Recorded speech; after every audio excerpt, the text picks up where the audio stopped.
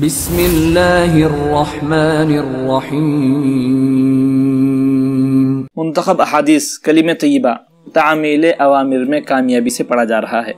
حدیث نمبر 177 عن سعید الخدری رضی اللہ عنہ انہ سمع رسول اللہ صلی اللہ علیہ وسلم یقول اذا اسلم العبد فحسن اسلامه يكفر الله عنه كل سیئة كان زلفها وكان بعد ذلك القصاص الحسنة بعشر امثالها الى 700 ضعف والسیئة بمثلها الا ان يتجاوز الله عنها۔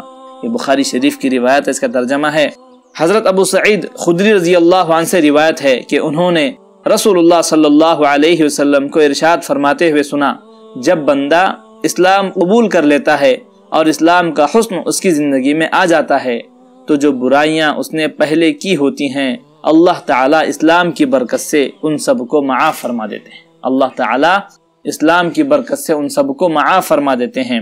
اس کے بعد اس کی نیکیوں اور برائیوں کا حساب یہ رہتا ہے کہ ایک نیکی پر 10 گنا سے 700 گنا تک ثواب دیا جاتا ہے، اور برائی کرنے پر وہ اسی ایک برائی کی سزا کا مستحق ہوتا ہے۔ اللہ اکبر۔ ہاں البتہ اللہ تعالیٰ اس سے بھی درگزر فرما دیں تو بات دوسری ہے۔ فائدہ زندگی میں اسلام کے حسن کا آنا یہ ہے کہ دل ایمان کے نور سے روشن ہو اور جسم اللہ تعالیٰ کی فرما برداری سے آراستہ ہو۔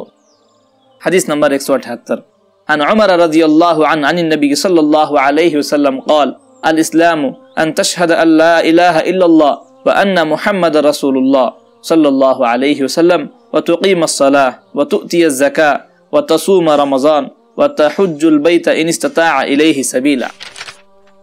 ترجمہ سنیے۔ حضرت عمر رضی اللہ عنہ سے روایت ہے کہ نبی کریم صلی اللہ علیہ وسلم نے ارشاد فرمایا، اسلام کے ارکان میں سے یہ ہے کہ دل و زبان سے تم یہ شہادت ادا کرو کہ اللہ تعالیٰ کے سوا کوئی الہ یعنی معبود نہیں، کوئی ذات عبادت و بندگی کے لائق نہیں، اور یہ کہ محمد صلی اللہ علیہ وسلم ان کے رسول ہیں، اور نماز ادا کرو، زکوٰۃ ادا کرو، ماہ رمضان کے روزے رکھو، اور اگر تم حج کی طاقت رکھتے ہو تو حج کر لو۔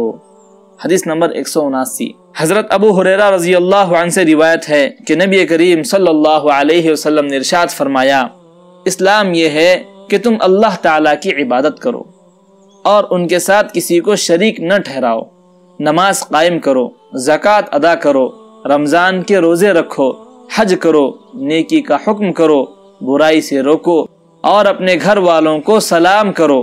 جس شخص نے ان میں سے کسی چیز میں کچھ کمی کی تو وہ اسلام کے ایک حصے کو چھوڑ رہا ہے، اور جس نے ان سب کو بالکل ہی چھوڑ دیا اس نے اسلام سے منہ پھیر لیا۔